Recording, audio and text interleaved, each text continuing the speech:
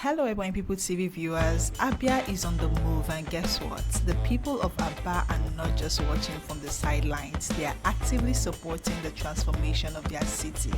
Imagine the joy, the palpable excitement on their faces, seeing that one man who has brought Abia back to the limelight. During an inspection tour of various road projects in Abia, the Abia State Governor, Alex Otti, joined by the Honorable Commissioner for Works, visited several key roads including Port Harcourt Road, the NNPC Road, Osisioma, Eziuku Road, the Market Road, Tenant Road, Cameroon Road, and so many others. The energy from residents, oh my goodness, is just so unmatched.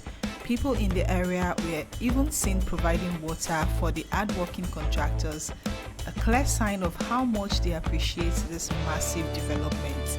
The governor expressed deep gratitude for the overwhelming support and enthusiasm from the people of Abia. He emphasized that their dedication to the vision of a better, well-structured Abia is inspiring.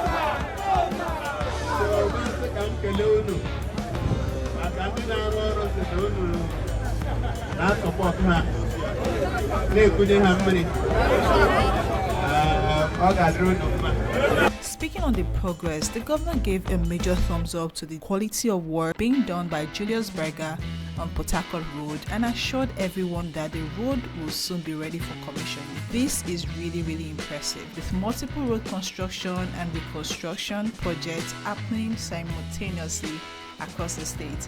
Abia is gearing up to take its rightful place among the top economically advanced states in Nigeria. But that's not all. He also had a message for Abia residents. Keep the city clean and avoid blocking the drainage system, he told them.